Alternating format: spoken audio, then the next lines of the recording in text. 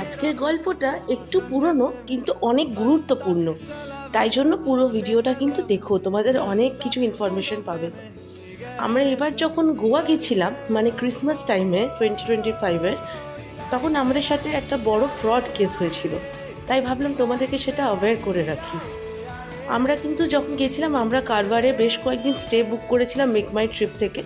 সেখানে ভালোভাবেই আমরা যেই জায়গাটা বুকিং করেছিলাম সবই এক্সিস্টেন্স পেয়ে সেখানে কিন্তু আমরা ছিলাম, ভালো টাইমও স্পেন্ড করেছি।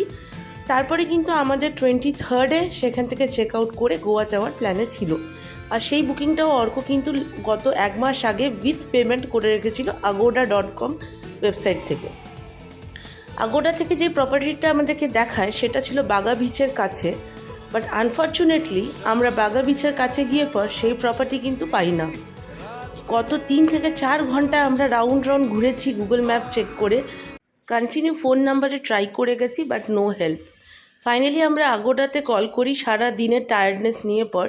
তখন ওরা আমাদেরকে জানায় 1-1.5 ঘন্টা কলে হোল্ডে রেখে যে প্রপার্টিটা কিন্তু ফ্রড, তাই জন্য প্রপার্টিটা নাকি এক্সিস্ট করে না, আর সেটার জন্য মাত্র আমাদেরকে 10% ওরা রিফান্ড করবে বলেছিল। সেটা আর্গুমেন্ট করতে টাকাটা তো রিফান্ড করে, আর আমরা চেয়েছিলাম যে আমাদের এতটা হ্যারাসমেন্ট করার জন্য কিছুটা একটু রিফান্ড এক্সট্রা দিতে। সেটার জন্য এত বেশি ফর্মালিটিস দিয়েছে যে সেই রিফান্ডটা আমরা আপাতত এখন অবধি পাইনি। তো এই ছিল agoda.com-এর ফ্রড কেস। তাই জন্য আমি কিন্তু তোমাদেরকে সাজেস্ট করব, কোনো প্রপার্টি বুক করলে তোমরা কিন্তু ফার্স্টে গুগলেও চেক করে নিও। আশা করছি গল্পটা তোমাদেরকে হেল্প হবে।